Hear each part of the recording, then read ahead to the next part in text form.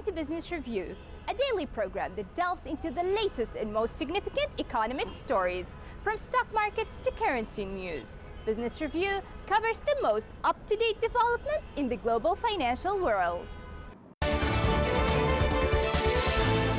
The president of Fujifilm Investment Company said decoupling from China is pure nonsense, and his company appreciates the development opportunity and huge market in the country and will not consider withdrawing from the market. Hironobu Takitomi, the president and CEO of Fujifilm, made the comments in an exclusive interview with China's central government television. Hironobu said COVID-19 pandemic has impacted the world economy, but China's economy has withstood the test of the epidemic and demonstrated strong resilience. The official feels the Chinese economy is recovering. In contrast, Western countries, Japan, are still suffering from the pandemic. He thinks the gap between China and these countries in terms of economic recovery will become bigger and bigger. Fujifilm is a technology-driven company that operates in multiple industries, from the familiar fields of printing X-rays, optical components, to new areas for the firm, such as healthcare, regenerative medicine, and even cosmetics.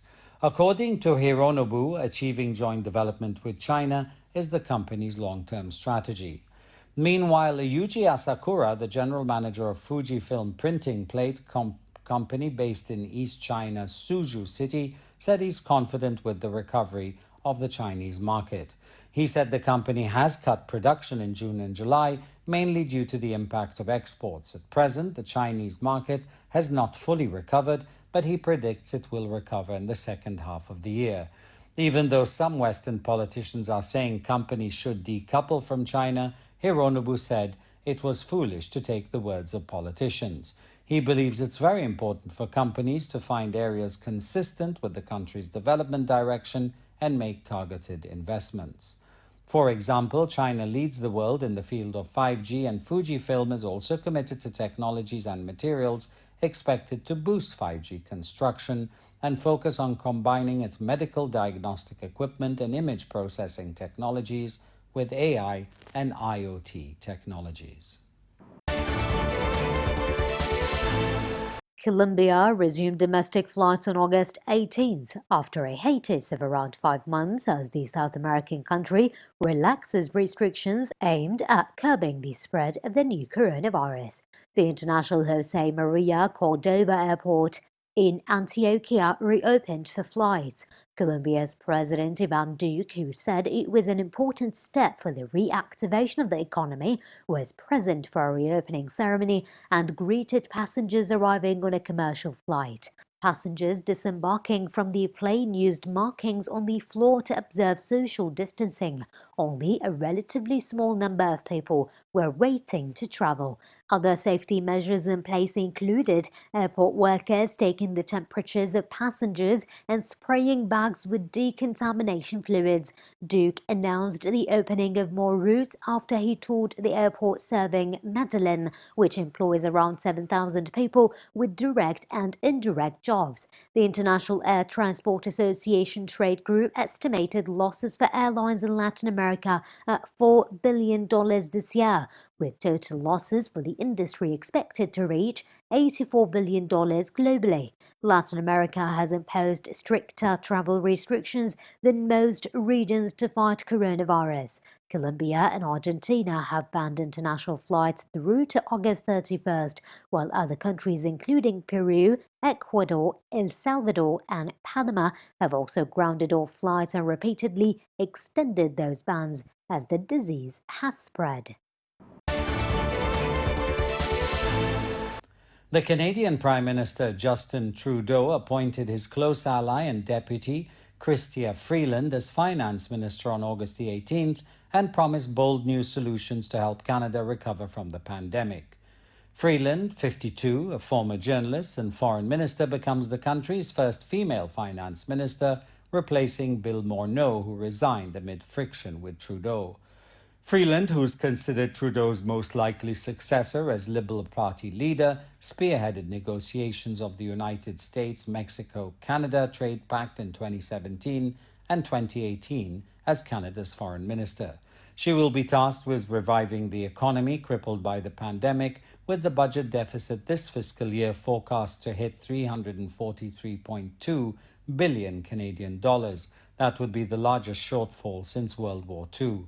Parliament has been suspended until September the 23rd, when Trudeau is due to formally outline his plan, and it will be a subject to a confidence vote. And if his minority Liberal administration loses, Canada will head into election. Freeland has written about the need to address growing inequality, in part making the rich more rich. Trudeau, though, insisted taxes would not be going up, saying this was the last things Canadians needed.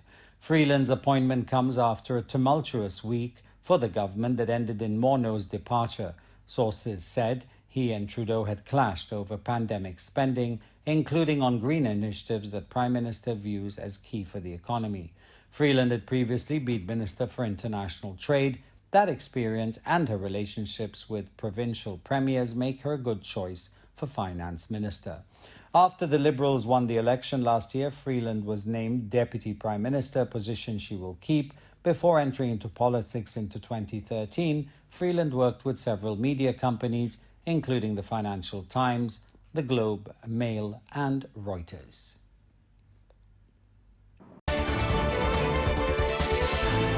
The United States and Colombia will work together to bring new investment to rural areas of the South American country, as Colombia's president reiterated support for the U.S. candidate to lead the Inter-American Development Bank.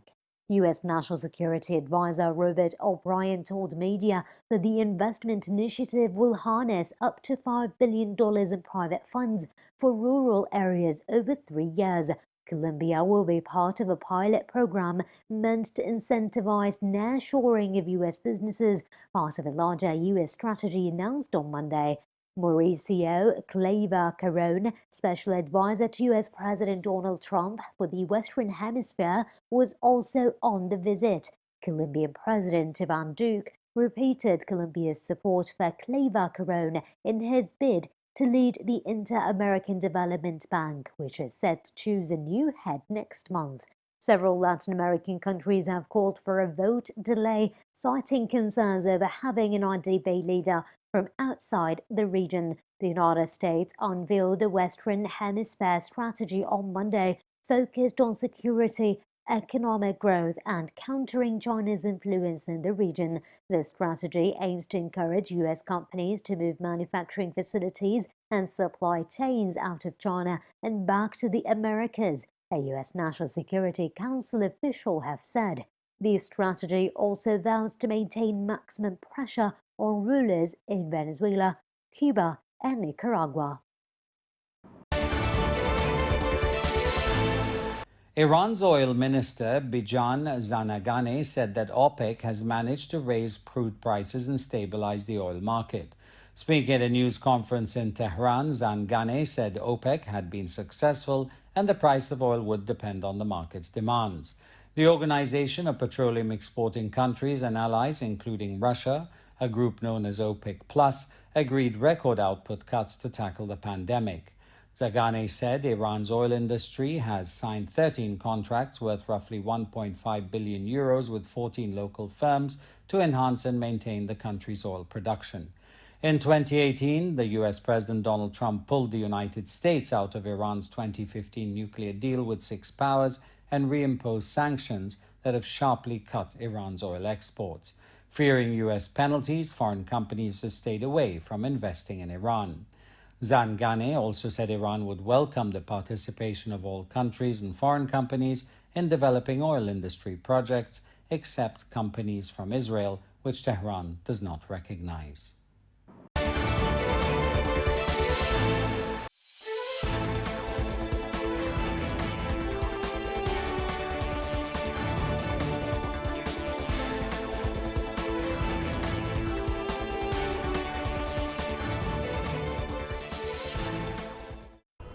This has been Business Review, your daily source for the most critical financial stories. Tune in next time for the latest financial news impacting the world economy.